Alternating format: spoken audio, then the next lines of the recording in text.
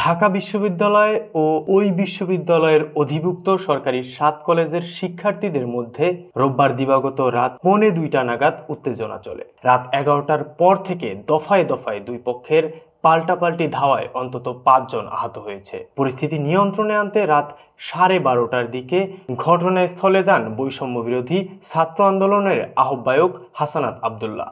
এ সময় নীলক্ষেত মোড় থেকে নিউ মার্কেটের সামনের সড়কে অবস্থান নেওয়া ঢাকা বিশ্ববিদ্যালয়ের শিক্ষার্থীদের সঙ্গে কথা বলেন তিনি। পরে 7 কলেজের শিক্ষার্থীদের সঙ্গে কথা বলতে যেতে চাইলে কাঁদানের গ্যাসের কারণে যেতে পারেননি। পরে রাত 1টার দিকে ক্যাম্পাসে ফিরে যান। এদিকে পাল্টাপাল্টি ধাওয়ার এক পর্যায়ে রাত 12টার পর 7 কলেজের শিক্ষার্থীদের সমর্থনে ক্যাম্পাস থেকে বেরিয়ে আসেন ইডেন কলেজের শিক্ষার্থীরা।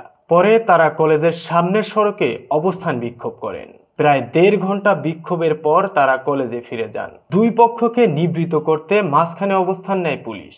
এ সময় 7 কলেজের শিক্ষার্থীদের ছত্রভঙ্গ করতে পুলিশকে সাউন্ড গ্রেনেড ব্যবহার করতে দেখা যায়। পরে পুলিশকে সহায়তা করতে 4 প্লাটুন বিজিবিও মোতায়েন করা হয়েছে।